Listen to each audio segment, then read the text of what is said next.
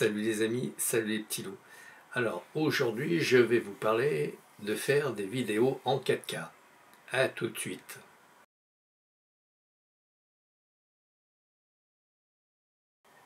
Salut les amis. Alors, pourquoi devrais-je tourner en 4K alors que YouTube me compresse mes vidéos en 1080p?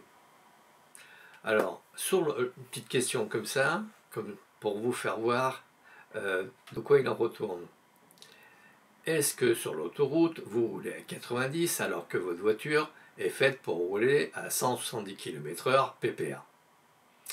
A priori, non. Alors pourquoi, si vous avez un appareil qui peut tourner en 4K, vous n'utilisez pas la 4K et vous restez en 1080p? Alors, on va parler des différents formats. Alors pour ce faire, je vais regarder mes petites notes, vous voudrez bien m'en excuser. Alors le format 720p, c'est 1080 par 720, qui est une demi-fois plus petit en hauteur que le 1080, puisque c'est 1920 par 1080, qui lui est deux fois plus petit que le 4K, qui fait 3840 par 2160. Rajoutez à cela la longueur, et vous obtenez une surface qui est 4 fois plus petite pour le 1080p par rapport à la 4K, et le 720p est 2 fois 0,25 plus petite que la surface du 1080. Ça, ce sont les données techniques. Sachant cela, personne ne regrette de 720p au profit du 1080. Alors pourquoi tant de réticence à faire de la 4K? Je vous demande des mille. Gros avantage de la 4K, quand on transforme la 4K en 1080, les fichiers sont plus croustillants, sont plus détaillés que le 1080 natif. Autre avantage de la 4K, au niveau du montage, vous avez plus de souplesse. Par exemple, quand vous voulez recadrer, vous recadrez et vous restez dans la qualité, puisque votre fichier est 4 fois plus grand que le 1080. Donc on peut retravailler son fichier tranquillement. Vous pouvez faire du ralenti tout à fait acceptable. Donc le 1080p issu d'un 4K est bien plus croustillant, plus détaillé que le 1080 natif. Pour que vous puissiez vous faire une idée de la question, je vous mettrai côte à côte deux vidéos, une tournée en 4K, en 4.2.0 8 bits, et l'autre en 1080, 4.2.0 8 bits également, de façon à ce qu'on puisse comparer ce qui est comparable. Alors la différence ne saute pas tout de suite aux yeux.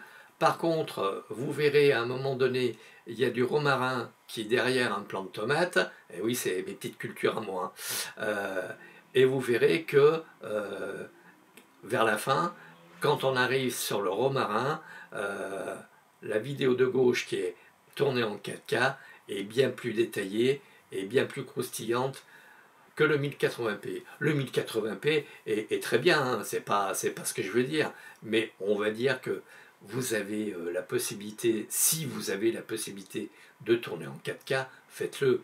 Je veux dire que ce serait dommage.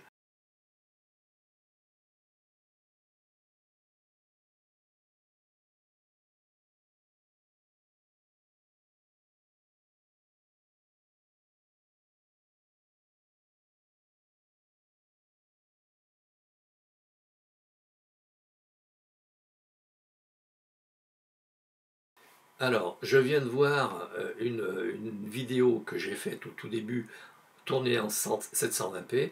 C'est pour ça que j'ai eu l'idée de tourner cette vidéo aussi, pour vous expliquer les bienfaits de la 4K. Pourtant, quand j'ai tourné ces vidéos, j'étais relativement très satisfait du résultat. Sauf que j'ai regardé avec les écrans de l'époque, sur une télé de l'époque aussi, mais après être passé sur le 1080 pendant un moment, puis sur la 4K, je dois dire que je vais avoir du mal à regarder mes 720p. Hein.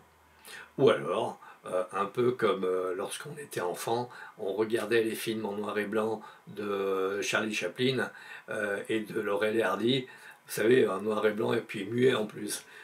Ça sera un peu comme ça que je vais regarder la 720p, si jamais je la regarde encore. Alors, la 4K frappe à nos portes. Elle n'est pas prête de devenir un standard, parce qu'elle est encore l'exception. Ceci dit, à l'heure actuelle, nous avons déjà des caméras qui tournent en 6K. Donc la technologie est en place, elle est là, elle nous attend. Alors, préservez l'avenir de vos vidéos en les tournant en 4K. Vous pourrez les regarder plus tard sans aucun problème. Par exemple, il y a des gens qui ont fait des photos avec les premiers smartphones, photos de leurs enfants, de leur premier-né, etc. Et quand ils regardent les photos, ben, ils sont tristes parce qu'elles ne sont pas terribles. Eh bien, ce serait dommage de faire autant avec le 1080 alors que la 4K est là. La 4K, certes, est lourde, mais autant que pouvait l'être un 1080 par rapport à un 720p. Pourtant, ça ne nous a pas empêché de passer sur du 1080. Les disques durs de l'époque faisaient 2, 4 Tera, on voyait poindre des 6 ou des 8 Tera, mais ils valaient une petite fortune. Bah, ça ne nous a pas empêché de passer au 1080. Hein. Alors aujourd'hui, nous avons fréquemment en proposition des 8 Tera qui valaient le prix des 2 Tera d'époque. Voire actuellement, vous avez des 10 et 12 Tera qui vous sont proposés.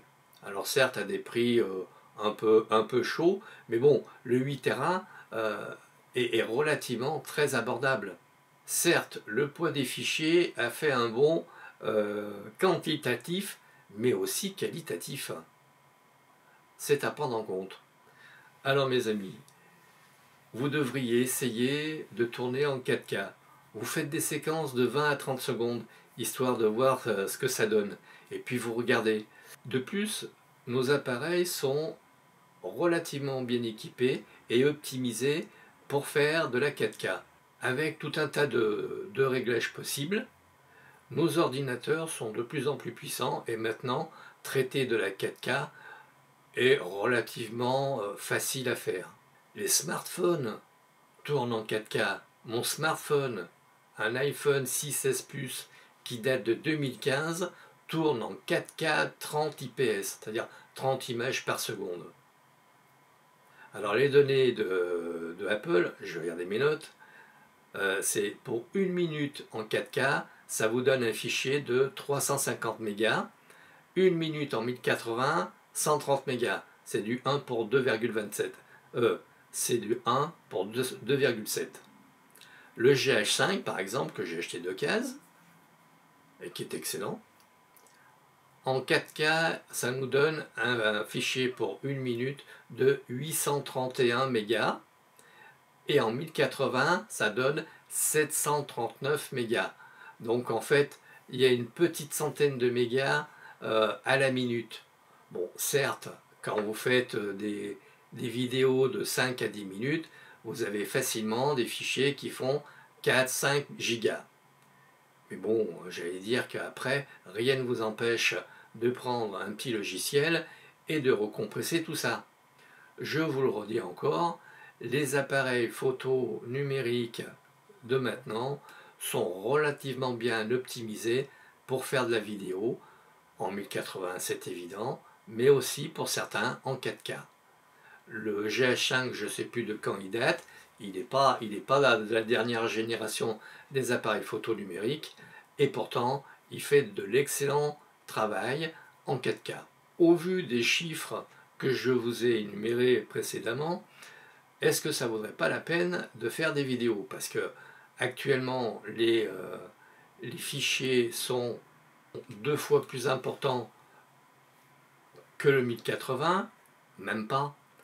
Le GH5 qui est bien optimisé pour la vidéo, il y a 100 mégas de différence, donc c'est pas le double. Donc ils sont relativement bien optimisés et les disques durs de 8 Tera sont au prix des 2 Tera d'une certaine époque où on faisait du 720p et voire du 1080 qui commençait à poindre. Donc on a suffisamment de billes pour essayer de faire de la vidéo 4K. D'autant que le poids des fichiers est une augmentation du volume fictif, parce que un disque dur de 3 pouces et demi de 2 Tera fait le même volume qu'un disque dur de 3 pouces et demi de 8 Tera. Donc en fait, l'augmentation des fichiers est purement fictive, puisque pour le même prix de l'époque, on a 6 Tera de plus. Alors mes amis, cela ne vaudrait-il pas le coup de tenter l'expérience au moins 1 ou 2 fois, comme ça après vous pourrez dire non, la vidéo c'est pas mon truc. Bon ben c'est pas votre truc, puis voilà, vous essayerez plus tard, éventuellement. Je ne force personne, chacun fait ce qu'il peut, mais si votre boîtier peut tourner en 4K, faites un essai, ça coûte rien, c'est complètement gratuit. Si ça ne vous plaît pas, vous supprimez et cela ne vous aura rien coûté. Allez, je ne me fais pas plus long et comme d'habitude, si vous avez aimé, le petit pouce en l'air, vous vous abonnez, vous faites abonner et puis merci de votre écoute. Puis à très vite.